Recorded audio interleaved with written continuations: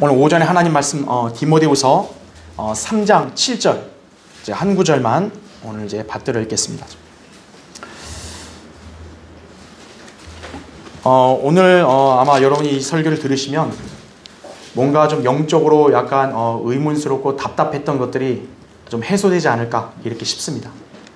자, 어떻게 보면 이제 우리가 이렇게 귀한 진리의 말씀과 이렇게 바른 신앙생활하는 이런 교회의 가치를 우리는 아는데 왜 수많은 사람들은 모를까 이거죠.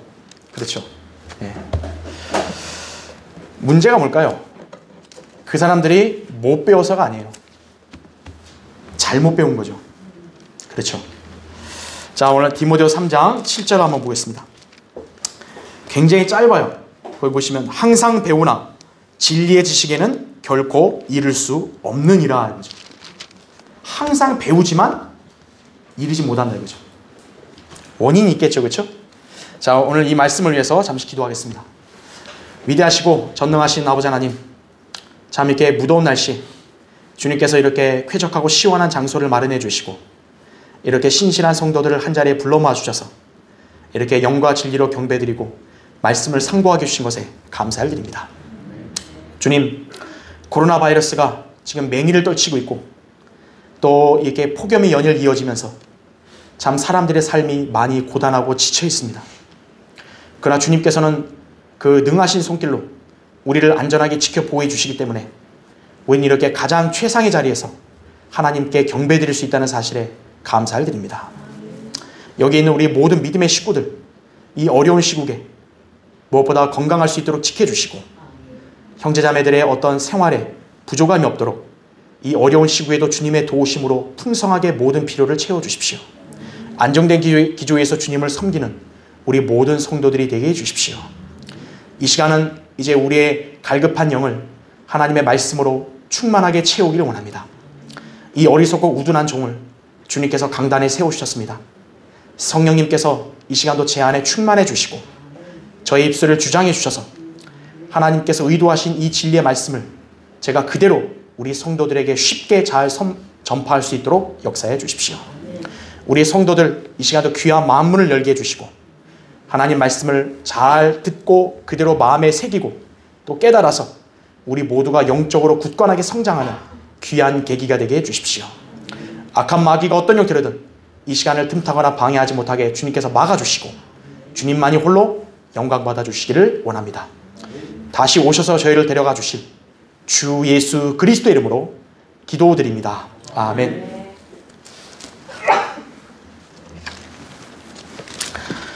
왜 항상 배워도 알지 못하는가? 오늘 그 제목으로 오늘 말씀을 전하겠습니다. 배움이 없는 인생은 없습니다. 인생을 살아가기 위해선 반드시 알아야 할 지식들이 있기 때문에 인간은 반드시 배워야 합니다. 그런데 정작 무엇을 배우고 알아야 하는 것인가 이거죠. 이게 문제죠. 요새는 지식 정보화 사회다 보니 온갖 지식들이 홍수처럼 쏟아지고 있는 실정입니다. 특히 통신수단의 발달로 인해 지식의 양은 엄청나게 증가하고 있습니다. 이에 미국의 미래학자이자 발명가인 버크민스터 풀러라는 이 사람이 이렇게 전망을 했어요. 인류의 지식 총량, 지금 인류가 갖고 있는 지식의 전체 양이 1990년대 이전만 해도 이렇게 현재의 지식에서 2배로 증가하는데 소요되는 기간은 100년이었다 그래요. 그런데 1990년 이후로부터는 지식의 양이 2배로 증가하는 기간이 25년밖에 안 걸렸고요. 2018년에는 지식의 양이 2배로 증가한 데는 1년밖에 안 걸린대요. 그리고 2030년이 되면 지식의 양이 2배로 증가하는데 며칠밖에 안 걸리냐? 3일밖에 안 걸린대요. 그러니까 앞으로 만약 주님이 더디 오시면 여러분 어때요? 3일 안에 지식을 다 배워야 되는 거예요. 그래야 또 다른 지식도 더 배울 수 있는 거고. 근데 과연 인간의 뇌로 얼마큼 그걸 배울 수 있을까요? 넘쳐나는 지식 정보로 인해 요새 사람들은 마음의 여유나 안정이 없습니다. 별의별 지식들을 배우려고 여기저기 쑤시고 다니느라 분주하기 때문입니다. 그런데 사실 이런 현상은 이미 성경에서 예언한 마지막 때에 있을 모습이기도 합니다. 다니엘 12장 4절에는 그러나 오너 다니엘아 마지막 때까지 그 말씀을 닫고 그 책을 봉하라.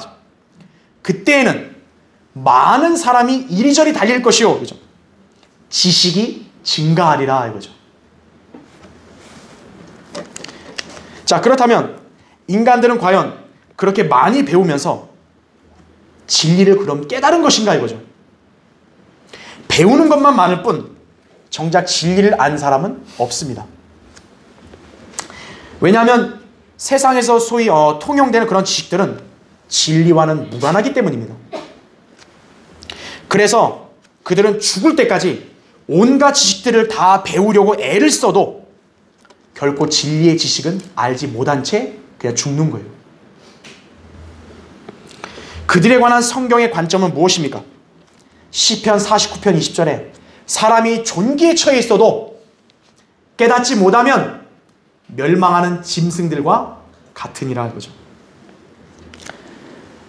컴퓨터, 인터넷, 부동산, 주식 모든 지식 막 다 섭렵했어요.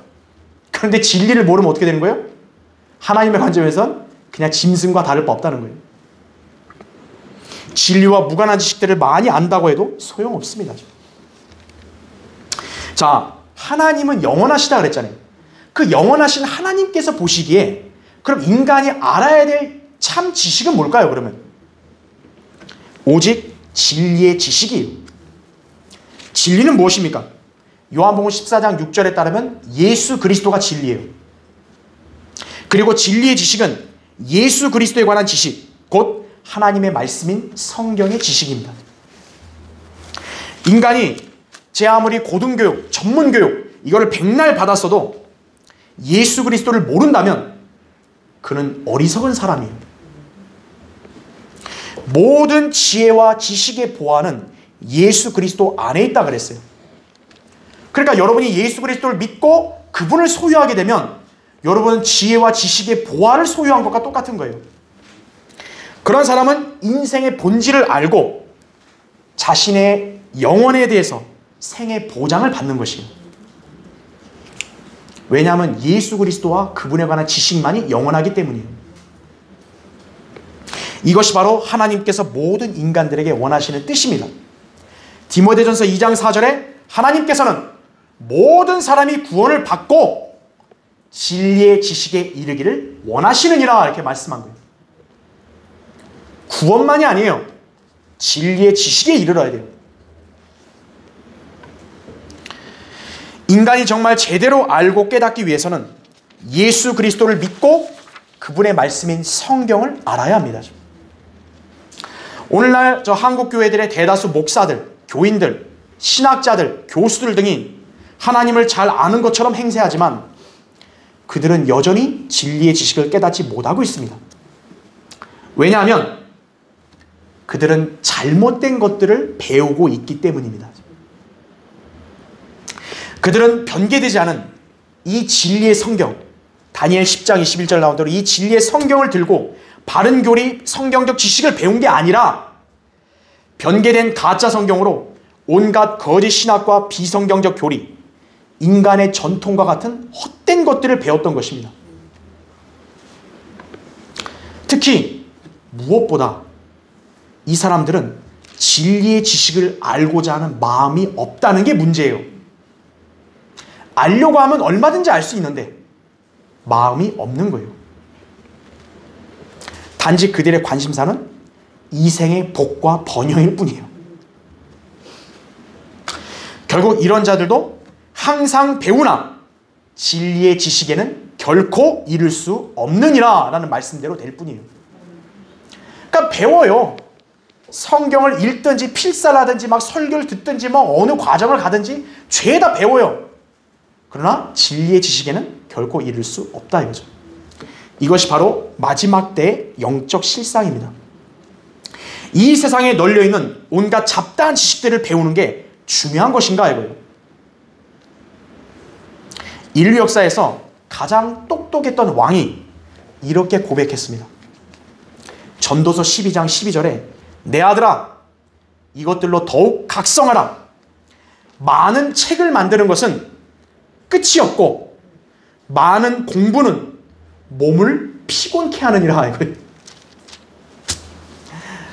책 끝도 없이 나오잖아요. 끝이 없어요.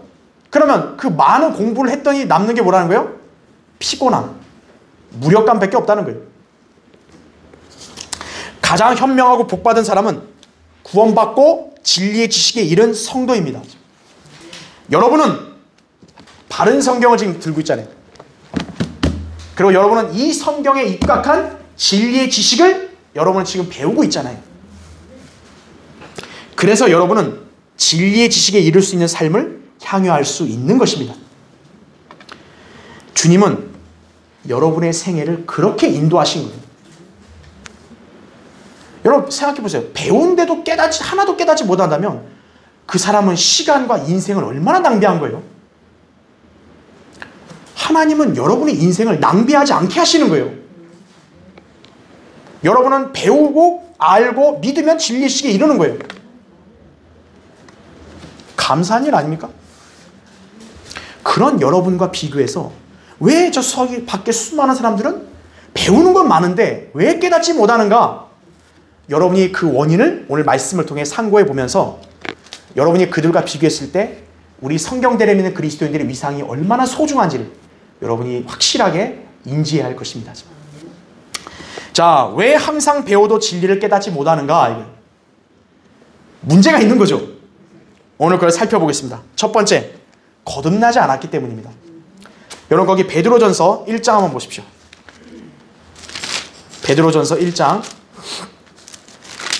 23절부터 25절까지 읽겠습니다.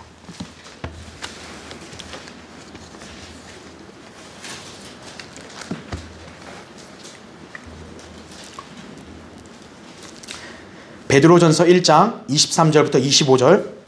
너희가 거듭난 것은 썩어질 씨로 된 것이 아니라. 여러분 썩어질 씨가 뭐예요? 인간의 육신에 기인한 거죠. 육신의 생명이죠. 썩지 아니할 씨로 된 것이니 살아있고 영원히 거하는 하나님의 말씀으로 되었느니라. 그러죠. 이는 모든 육체는 풀과 같고 사람의 모든 영광은 풀의 꽃과 같으며 풀은 마르고 꽃은 져도 주의 말씀은 영원토록 남아있습니다. 이것이 너희에게 복음으로 전해진 말씀이니라. 이거죠. 복음으로 전해진 말씀을 내가 믿었더니까 내가 거듭났다라는 거죠. 예수 그리스도께서는 사람이 무엇보다 거듭나야만 한다는 점을 말씀하셨습니다. 요한복음 3장 7절에 나오죠. 왜냐하면 인간은 태어나면서부터 허물과 죄들 가운데서 죽은 채로 나왔기 때문이에요. 에베소 2장 1절에 정확히 나오죠. 모든 인간은 영적 생명이 없는 존재로 태어난 것이에요. 구원받지 않은 죄인의 실상이 바로 이것입니다. 그래서 모든 죄인은 하나님의 말씀인 진리의 지식을 결코 알 수 없는 것이에요. 하나님은 한 영이시잖아요. 요한복음 4장 24절에. 그리고 요한복음 6장 63절에 예수님께서는 말씀들이 영이요 생명이라 그랬다고요. 그러니까 영이 죽은 사람이기 때문에 영이요 생명인 말씀을 알 수가 없는 거예요. 거듭남, 새로운 출생입니다. 인간은 2번 태어나야 되는 거예요. 모든 인간은 한 번 태어났죠. 2번째는 자기 죽은 영이 다시 살아나야 되는 거예요. 자, 본문은 이 거듭남이 살아있고 영원히 거하는 하나님의 말씀, 즉 성경이라는 썩지 아니할 씨로 된 것임을 말씀하고 있습니다. 생명은 씨에서 출발을 하죠. 그렇죠? 씨를 심어야 이제 나오잖아요. 우리의 영적 생명도 영적인 씨인 하나님 말씀에서 비롯된 것임을 우리가 알아야 된다. 그죠?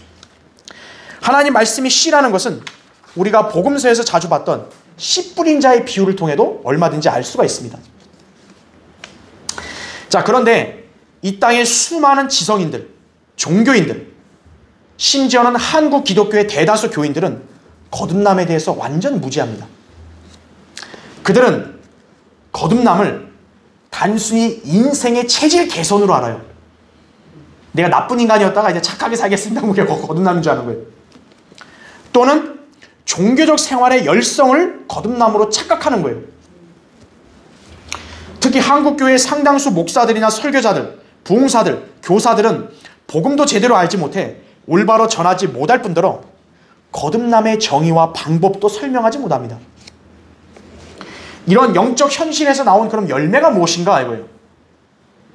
새벽 예배, 금요 철야, 심령 부흥회, 작정 헌금, 세례와 같은 그런 종교적인 외양, 세상 지향적인 일들만 나온 거예요.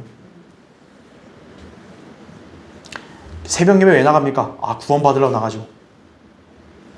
많은 교인들이 그렇게 생각하는 거예요.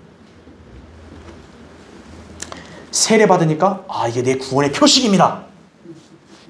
그렇게 자랑하는 교인들도 많다고요. 이들이야말로 거듭남을 썩어질 씨로 이루려고 하는 그런 사람들입니다. 썩지 아니할 씨로 돼야 되는데 썩어질 씨로 하려는 거예요. 이런 슬픈 현실에 대해서 스코틀랜드의 젊은 사역자 로버트 머레이 맥체이는 이렇게 표현한 거예요. 이 세상에서 가장 슬픈 광경은 거듭나지 않은 설교자가 거듭나지 않은 교인들에게 살아계신 하나님 말씀을 설교하는 것이다 그랬어요. 정말 훌륭한 명언이죠. 하나님 말씀은 살아있는데 영이 죽은 설교자가 영이 죽은 교인들에게 그걸 전하고 있어요. 그것만큼 답답한 게 어디 있어요. 죽은 사람, 무생명체가 생명의 본질을 알 수 있겠습니까? 이와 마찬가지로 거듭나지 않은 죄인은 결코 살아있는 하나님의 말씀인 성경을 알 수 없습니다. 따라서 우리가 어떤 사람에게 하나님의 말씀과 신앙에 관해서 일단 얘기할 기회가 주어진다면 우리는 먼저 그 사람이 거듭났는지부터 살펴봐야 되는 거예요. 성경은 거듭나지 않은 죄인을 자연인이라고 말합니다. 자연인. 자연인은 왜요? 눈에 안 보이는 영의 세계를 못 보고 눈에 보이는 것만 보이거든요. 여러분 거기 고린도전서 한번 찾아보세요. 고린도전서 2장 11절 한번 보십시오.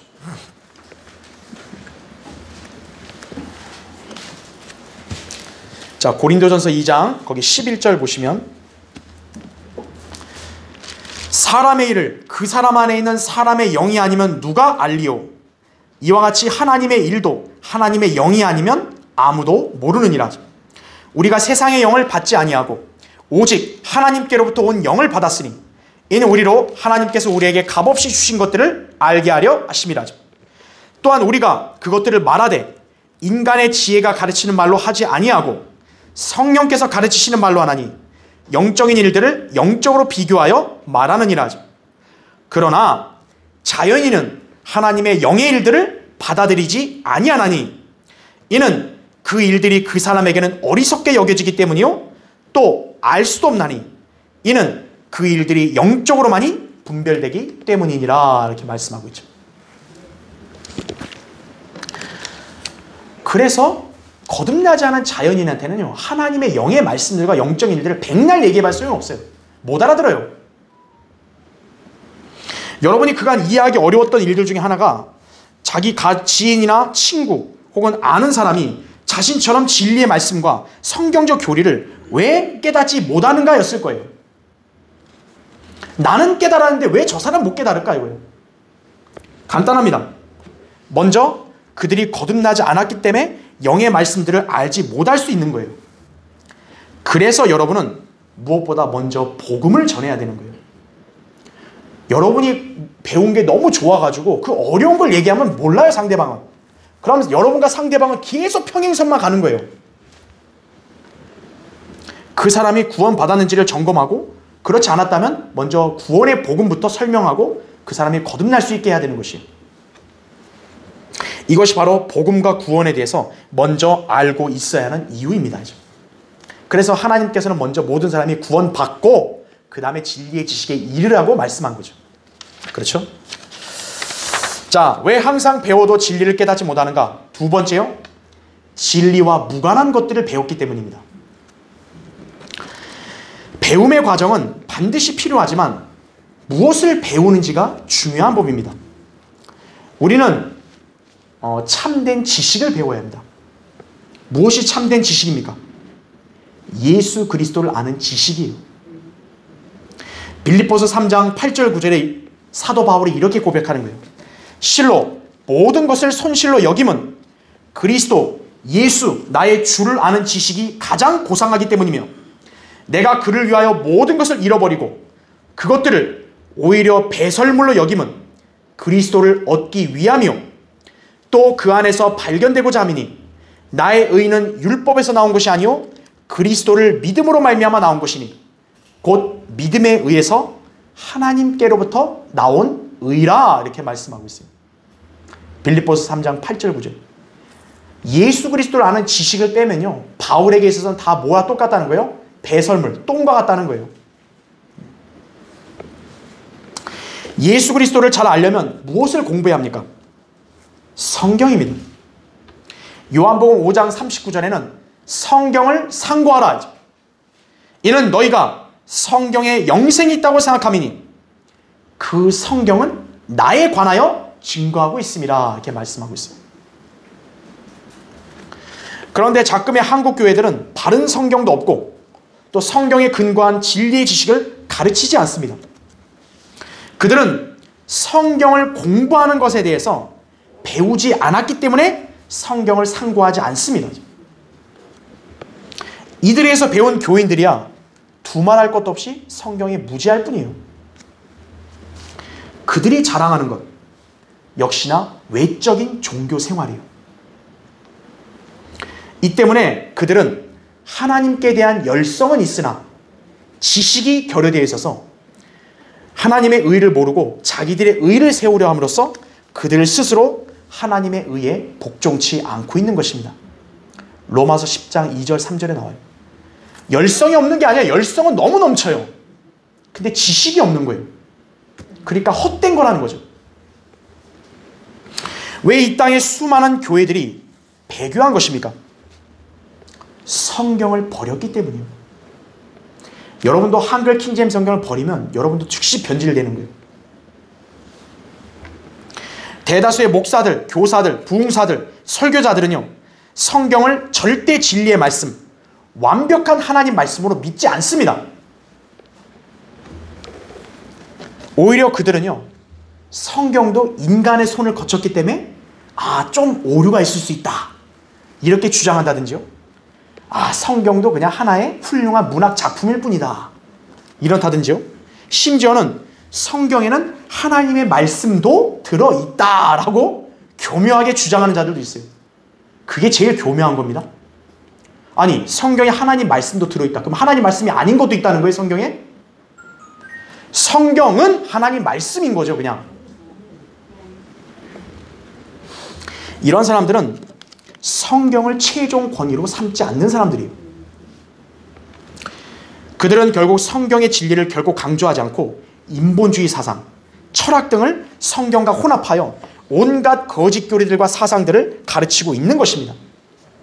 그렇기 때문에 그 사람들이나 그 사람들 밑에 있는 교인들이나 진리의 지식에 이르지 못하는 거예요. 여러분도 성경을 최종 권위로 여기지 않으면 여러분도 진리의 지식에 이르지 못해요.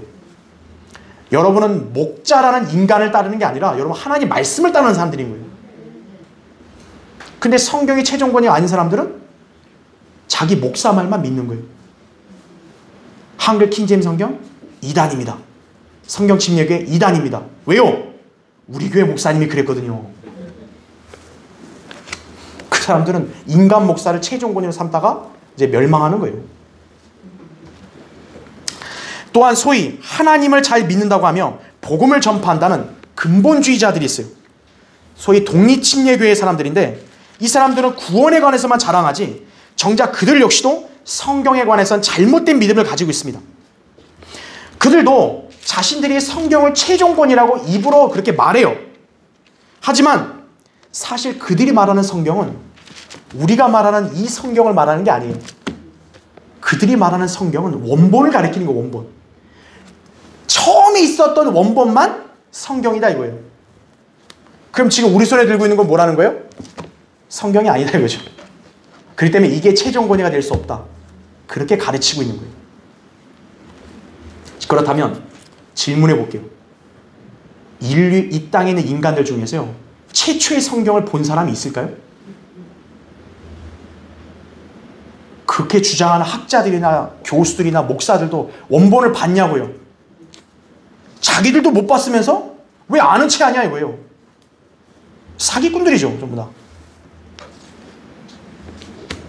이 사람들은요, 자기들의 그런 위선과 무지함을 가리려고 히브리어, 헬라어, 영어 같은 걸 들먹거리는 거예요. 아, 히브리어는 어떻고 헬라어는 이거는 어떻고. 그러면 히브리어, 헬라어를 모르면 성경을 모르나요? 그럼 하나님이 그래야죠. 성경을 알기 위해서 다들 언어 공부하라 그래야 될 거 아니에요.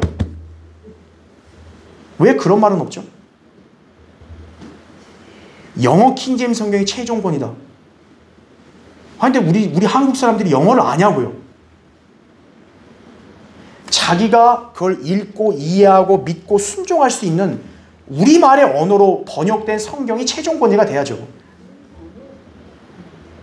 아니, 영어 킹제임스 성경이 최종권이라고 하는 사람들이 왜 들고 있는 거, 한글 성경을 들고 있는 거예요? 그건 위선이죠. 이 사람들도 역시 진리에 무지한 것이, 결코 진리에 대해서 설교하지 못해요. 그리스도인은 진리의 지식에 이르기 위해서 성경을 배워야 합니다. 언어를 배우는 게 아니에요. 철학을 배우는 게 아니에요. 여러분은 성경을 배우는 거예요.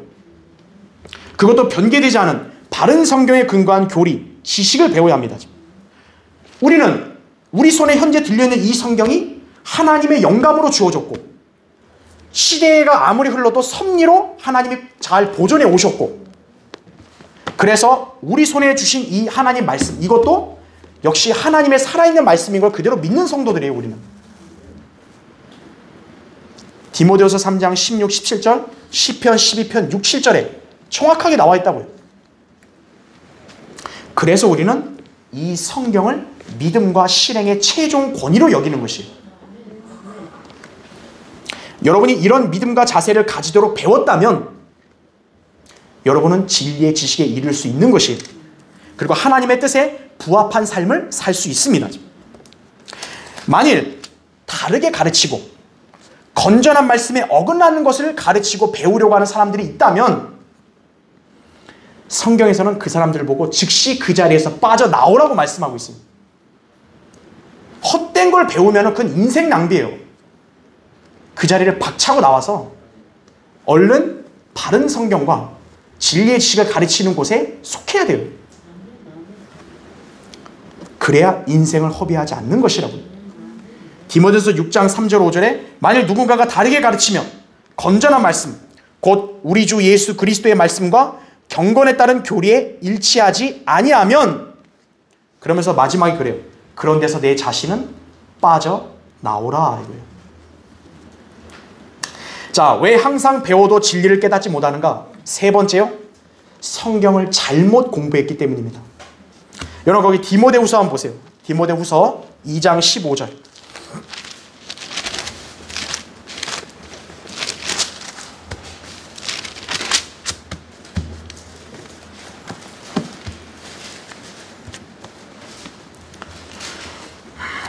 자, 디모데후서 2장 15절. 이거 굉장히 중요한 말씀이에요. 우리 성경대면 그리스도인들은 이 구절을 암송해야 되는 거예요. 디모데후서 2장 15절 보면 내가 진리의 말씀을 올바로 나누어 자신이 하나님 앞에 부끄럽지 않은 일꾼으로 인정받도록 뭐라고 합니까? 공부하라 이거예요. 근데 이 나라 교회들이 들고 있는 개혁 성경이 이게 뭐라고 변개됐냐면요, 진리의 말씀을 옳게 분별하라 그러고요, 공부하란 말을 뺀 다음에 자신을 하나님께 드리도록 힘쓰라 이렇게 돼 있어요. 그러니까 이 나라의 교회들은 성경 공부에 대한 중요성을 얘기 안 하는 거예요. 그냥 바쳐라, 하나님께 뭘 드려라, 이거밖에 얘기를 못 하는 거예요. 그래서 성경을 좀 공부한다고 하는 사람들이 의외로 많은데 그들 중에 막상 성경의 진리를 깨달은 이들은 극소수입니다. 왜 그렇죠? 그들은 성경을 아무렇게나 해석하고 자신들에게 유리하게 적용하려고 하기 때문입니다. 성경은 살아계신 하나님의 말씀이자 영적인 칼이라고요. 히브리서 4장 12절과 에베소 6장 17절에 성경은 칼이라 그랬어요. 여러분 칼을 여러분 손으로 막 이렇게 만지작거려요? 그럼 손 다 나가죠. 다치죠.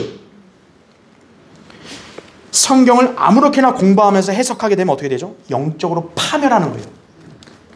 베드로서 3장 16절에 보면 그의 모든 편지에서도 이런 것에 관하여 말하고 있으나 그 가운데는 깨닫기 어려운 것이 덜어 있어 무식한 자들과 견고하지 못한 자들이 다른 성경들처럼 억지로 풀다가 스스로 멸망에 이르느니라 이렇게 말씀하고 있는 거예요. 어떻게 풀어요? 억지로 풀어요. 그러다가 멸망으로 가는 거예요. 여러분 생각해 보세요. 성경을 칼로 비유했잖아요. 여러분 칼은 유익하기도 하고 한편으로 위험하기도 한 거죠. 칼을 잘 쓰면 음식도 잘 만들어 먹을 수 있고, 그렇죠? 네. 뭘 자를 수 있고. 그럼 한편으로 칼은 어때요? 위험한 거죠. 성경은 바로 그런 책인 거예요. 자, 성경을 그러면 올바로 공부해야 되는 것이에요. 그래야 진리의 지식에 이르는 거예요. 그럼 일단 공부하는 방법이 뭐냐? 올바로 나누는 것입니다. 이것이 우리가 잘 알고 있는 세대주의입니다. 그러나 이 땅의 교회들은 세대주의에 무지합니다. 그래서 그들은 구원에 관한 교리에 있어서는 올바로 나누어 적용하지 못한 채 그저 혼합해서 자기들 입맛대로 해석하며 가르치고 있습니다.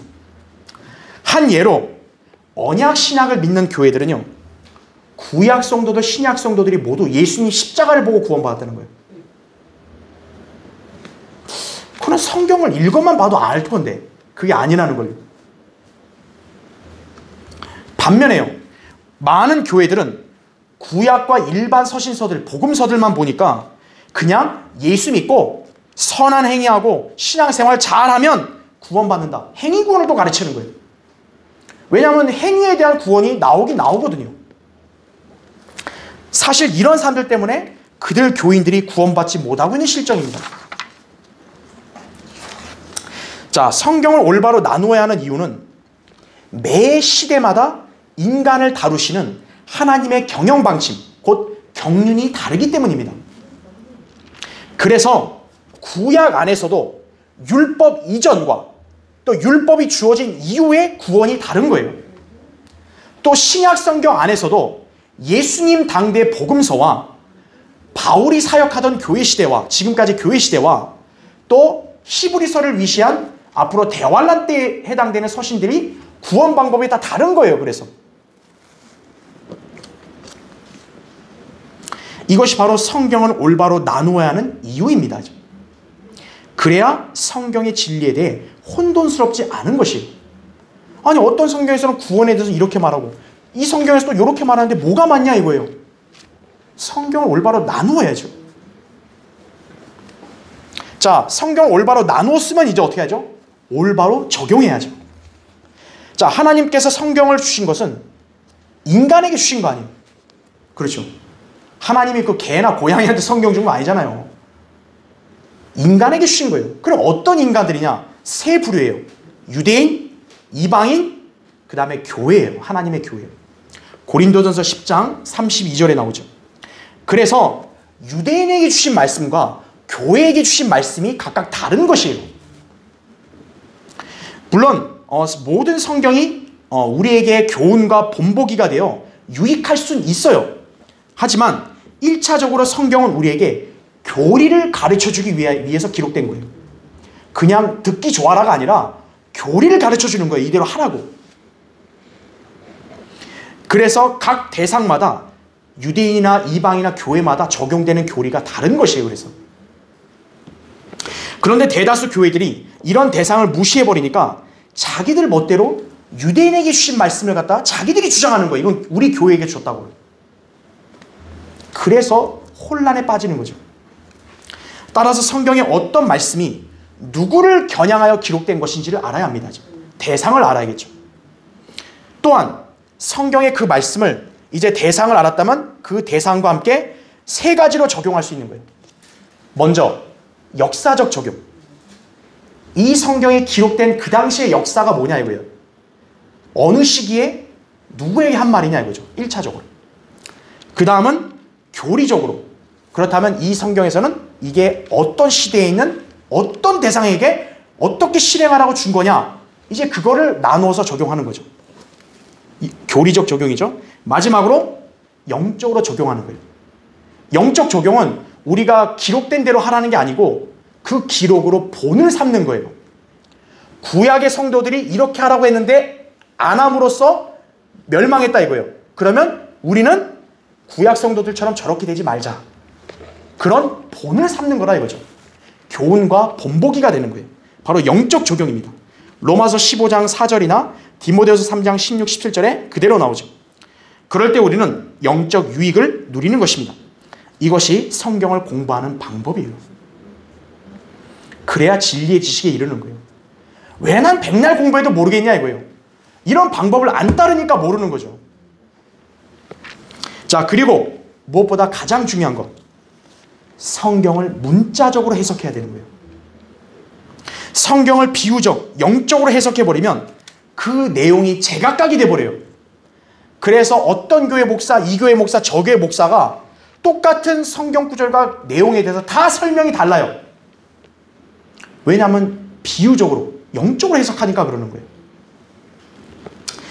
요새 특히 신흥 이단들 있잖아요. 신천지나 여호와의 증인이나 하나님의 교회, 안식교, 이런 자들은 모두 성경의 예언을 문자 그대로 믿지 않고 자기들 식으로 비유적, 영적 해석을 시도하여 많은 사람들을 미혹하고 있습니다. 왜냐하면 사람 속여먹기 쉽거든요.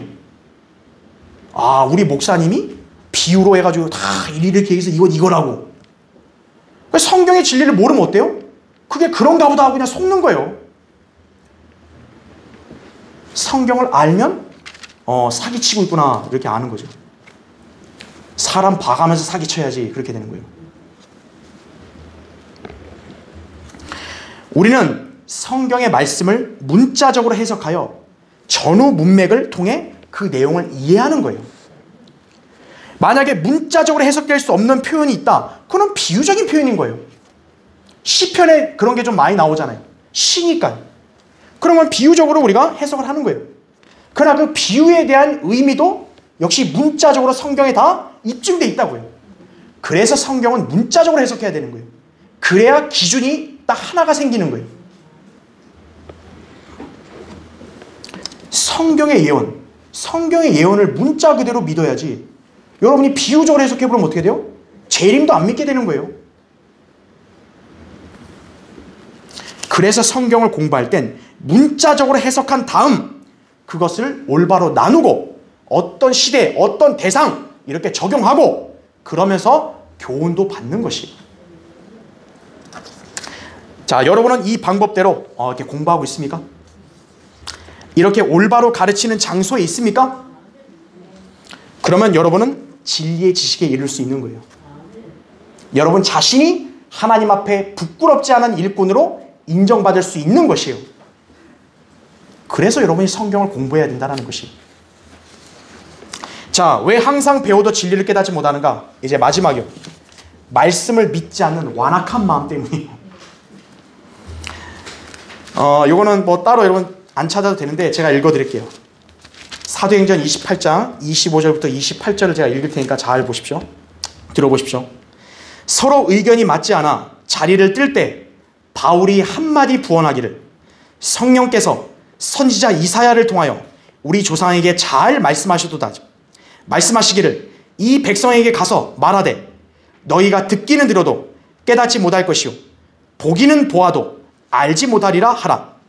이 백성의 마음이 무디어지고 그들의 귀는 듣는 데 둔하고 그들은 자기들의 눈을 감았으니 이는 눈으로 보지도 못하고 귀로 듣지도 못하며 마음으로 깨닫지도 못하고 회심하지도 못하게 되어 나로 그들을 치유하지 못하게 하려 함이라고 하셨느니라 이거죠.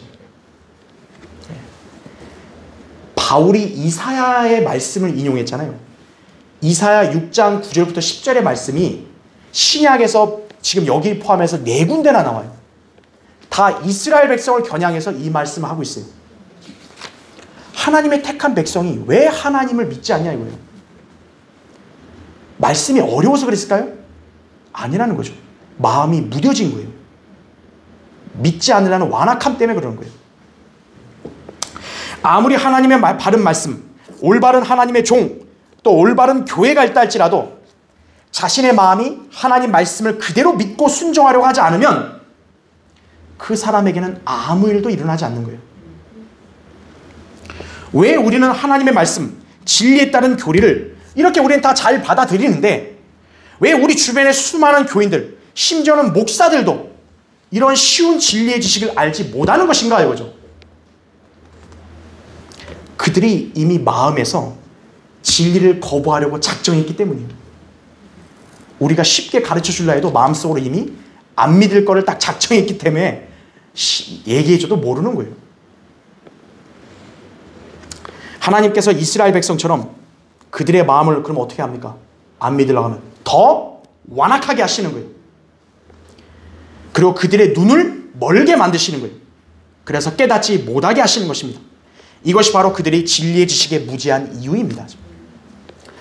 말씀을 믿지 않는 이 완악한 마음은 고집. 이거는 우리가 여러분 씨 뿌린 자 비유 잘 기억하시죠? 거기에 보면 맨 처음에 나온 게 뭐예요? 씨가 어디에 뿌려져요? 길가. 여러분 길바닥 어때요? 딱딱하잖아요. 씨가 땅에 심겨야 열매가 나오는데 길바닥은 아예 심겨지지가 않아요. 사람이 자신의 마음을 길바닥같이 아주 딱딱하게 완고하게 되면 어떻게 되는 거예요? 말씀이 그 사람 안에서 역사할 수가 없게 되는 거예요. 아주 설교 잘하는 사람 앉혀놔도 모르는 거예요, 그 사람은.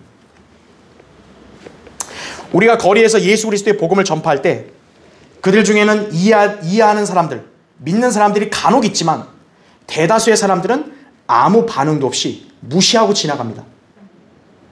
왜냐하면 그들의 마음 상태가 길가처럼 딱딱하고 완고하기 때문이에요. 그러니까 씨가 뿌려졌는데 마귀가 즉각 와서 다 먹어버리는 거예요. 그러니까 이 사람들이 들어도 뭔지 모르는 거예요. 무슨 얘기했죠 지금? 이러는 거예요. 복음은 결코 어렵지 않고 굉장히 쉬운데 그들은 듣지도 못하고 설령 설명을 해줘도 알지 못합니다. 그들의 마음이 완악하기 때문입니다. 자, 하나님의 말씀은 마음으로 믿을 때 효과적으로 역사하는 거예요. 데살로니가전서 2장 13절에 이로 인하여 우리가 하나님께 쉬지 않고 감사함은 너희가 우리에게 들은 바 하나님의 말씀을 받을 때에 사람들의 말로 받아들이지 아니하고 사실 그대로 하나님의 말씀으로 받았음이니 이거죠. 이 말씀이 믿는 너희 가운데서도 효과적으로 역사하느니라 이렇게 말씀하는 거예요. 저것도 인간의 말이지. 그러니까 예수라는 인간의 말이지. 그러니까 안 되는 거예요. 하나님 말씀을 사실 그대로 마음으로 하나님 말씀을 받아들이면 마음에서 역사가 일어나는 거예요. 죄인이 복음으로 구원받기 위해서는요, 그 복음을 머리로 아는 게 아니에요. 마음으로 믿어야 되는 거예요. 로마서 10장 9절부터 13절에 보면 사람이 마음으로 믿어 의에 이르고 입으로 고백하여 구원받는다 그랬잖아요.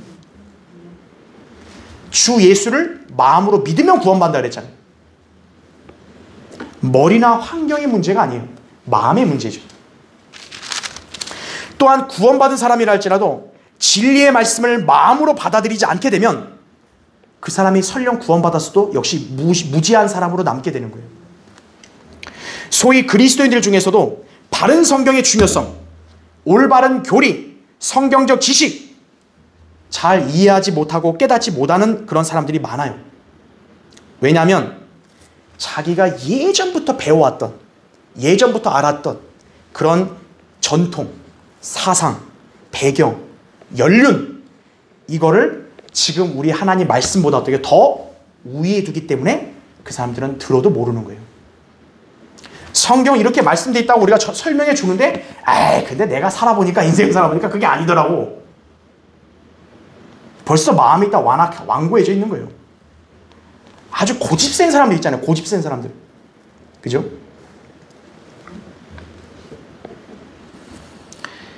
여러분이 만일 지금 하나님 말씀을 듣고 있는 상황에서 또 여러분이 성경을 읽는 와중에서 이런 사람들과 같은 마음 상태가 만약 어느 순간 불현듯 일어나면요, 즉시 그런 마음가짐을 고쳐야 돼요.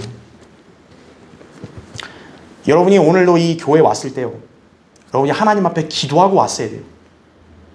오늘 내가 이 제 마음의 밭을 부드럽게 해줘서 오늘 이 설교하는 말씀이 제 마음속에 잘 심겨지게 해주십시오. 이렇게 기도하고 와야 되는 거예요. 그렇지 않고 여러분이 마음을 완고한 상태로 오게 되면 어떻게 돼요? 길바닥에 뿌린 거와 똑같은 거예요. 그리고 길바닥에 뿌리면 어떻게 되죠? 마귀가 와서 먹어버리는 거예요. 그러니까 그 사람은 설교를 오늘 듣고 집에 갔는데 뭘 들었는지를 모르는 거예요. 자신의 신념, 경험보다 더 중요한 게 성경 아니겠어요? 이 말씀에서 명령했다면 그것에 절대 순종하는 것이 성경의 최종 권위를 믿는 성도임을 알아야 합니다. 그럴 때 우리는 진리의 지식에 이르는 것입니다. 사람은 외모와 언행을 주로 신뢰하죠. 그러나 하나님은 인간의 마음을 보십니다. 사무엘상 16장 7절에 나와요. 주님은 이스라엘 백성이 입으로는 나에게 다가오고 또 입술로는 나를 공경하여도 그들의 마음은 내게서 멀도다. 사람들의 계명들을 교리로 가르치니 그들이 나를 헛되이 경배하는도다 라고 말씀하셨어요. 그러니까 아예 부인이 아니에요. 입으로는 아주 이렇게 잘 믿는 사람이 없어요. 입으로 말하는 거 보면. 그런데 마음은 아니라는 거죠. 그런 사람이 하나님을 믿는다고 하면 어떻게 되냐? 성경대로 믿는 게 아니라 자기 인간의 방식대로 믿는 거예요. 이것이 형식적인 교인의 자세예요. 여러분이 그런 사람으로 변질되지 않으려면 잠언 4장 23절에 나온 대로 열심을 다하여 여러분의 마음을 지켜야 돼요. 자신의 마음을 말씀에 합당한 상태로 잘 유지해야 하는 것입니다. 자, 결론을 맺겠습니다. 배움에 대해선 누구나 좋게 여깁니다. 배우는 건 좋아요. 하지만 무엇을 어떻게 배우느냐가 중요한 법이에요. 지식이라고 해서 모든 게 다 좋은 게 아니에요. 어떤 지식은 사람을 망쳐놓거나 심지어는 영원한 파멸로 이끌기도 합니다. 지금 이 시대의 조류가 윤택한 삶을 살기 위해 많은 지식들을 배워야 하는 것으로 이끌고 있지만 정작 가장 중요한 것은 진리의 지식뿐이에요. 물론 여러분이 이 땅을 살면서 여러분의 사업과 직장에 필요한 지식은 배워야죠. 그래야 삶을 영위하니까요.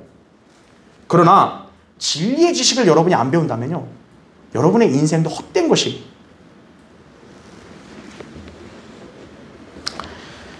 왜일까요? 남는 건 뭐밖에 없어요? 진리밖에 남는 게 없는 거예요. 이 세상에 수많은 사람들은 말할 것도 없고요, 하나님을 믿는다고 자처하는 교회들도 항상 배우지만 진리의 지식에는 무지합니다. 그들은 인생을 안타깝게 다 허비하고 있는 것이에요. 그것도 불쌍하지만요, 더 불쌍한 건 뭐겠어요? 다가올 영원에서 그들이 맞이할 낭패를 보면 더 비참한 거죠. 자, 이것과 비교해서 우리 그리스도인들은 진리의 지식의 중요성을 알잖아요. 그러면 이제 여러분도 시간을 세상에다 헛되이 쓰지 말고 진리의 지식에 이를 수 있도록 열심히 또 올바로 공부해야 하는 것이에요. 난 너무 늦었어요. 지금 안 늦었어요. 오늘부터 그렇게 하는 거예요. 그래야 여러분이 이 땅을 떠날 때요, 후회하지 않는 거예요. 그리스도인이 이 땅을 떠날 때 제일 후회하는 게 뭐냐? 왜 내가 살아있을 때 하나님 말씀을 더 많이 안 알았을까? 알려고 하지 않았을까? 그게 여러분의 생에 가장 후회되는 거라는 걸 아셔야 돼요. 자, 여러분, 헌신하시고 또 자신을 향한 하나님의 뜻을 알도록 기도하고 말씀을 부지런히 공부하십시오. 그래서 하나님의 온전한 뜻 가운데 사는 그런 자녀가 되십시오. 이것이 바로 주님이 여러분에게 진리를 알게 하신 목적이고, 또 주님이 여러분을 이 교회로 인도해 주셔서 진리의 지식을 지금 배우게 하는 그런 이유임을 여러분이 아시기 바랍니다. 자, 기도하겠습니다.